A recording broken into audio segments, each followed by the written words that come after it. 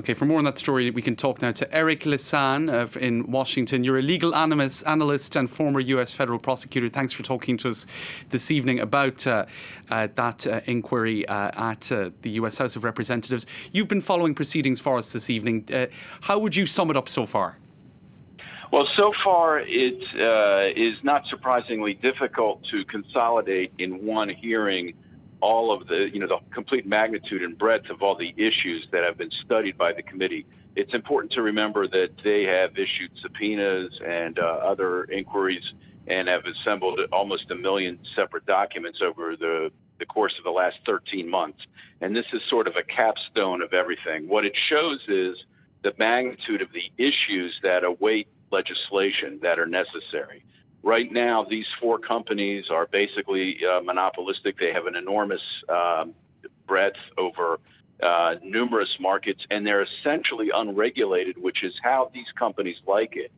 And on the Republican side of the ledger, there's not a great deal of concern about that, but there's a tremendous amount of concern from the Democratic side, and this has been amplified, as we can see in the questioning, since 2016, because in addition to the traditional antitrust concerns, that is the competitive market concerns, there are concerns about other effects on consumers from this market consolidation, such as the monopolization of information that goes out to viewers and interference in elections.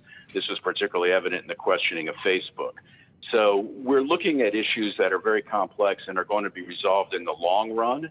In the short term, perhaps not this election year, but after the change of power, if there is one in the presidency and the Senate, there's going to be legislation initially forcing these companies to better report on their own activities and what they're doing to comply with certain standards. And there's going to be some legislation requiring them also to focus more in on things like of national security interests, such as elections. Those are the initial takeaways that I have.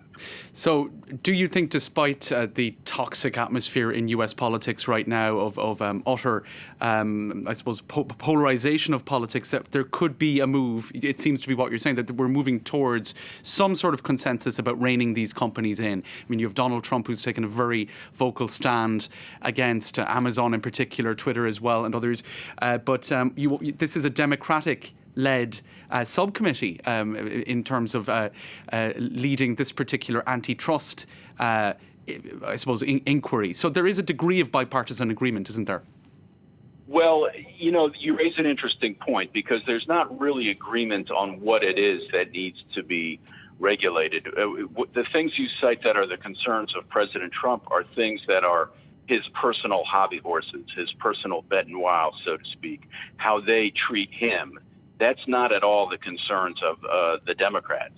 The Democrats are not concerned about personal rivalries or who's endorsing who. What they're concerned about, sort of guaranteeing everybody access to the marketplace, whether it's a marketplace of ideas or information relating to things that impact directly on an election, or whether it's to services or advertising or new products. So these are very different concerns. The Republicans historically have been more or less laissez-faire in the regulation of the marketplace. They have not wanted to interfere with the marketplace.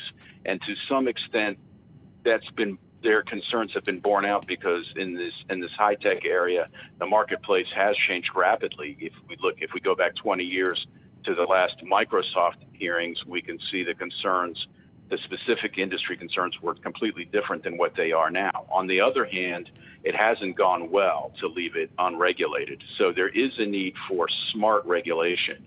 And this is what the Democrats are struggling with. The Republicans like it the way it is, because to a certain extent they benefited greatly from what happened in 2016 in the election, and they feel like by traditional political pressure they can perhaps reach some kind of an accommodation with, say, Facebook at least, to work towards their political interests. That's at least the perception that's out there. The Democrats are looking for something much more holistic, much more comprehensive, in terms of keeping these companies from consolidating market power, from allowing innovative and startup companies to have more of a level playing field, and to make sure that some of the basic tenets of fair competition are upheld. So it's really two different things. Okay, Eric Lissan, but we'll have to leave it there. So much more to discuss on that very complex issue, but thank you for those insights.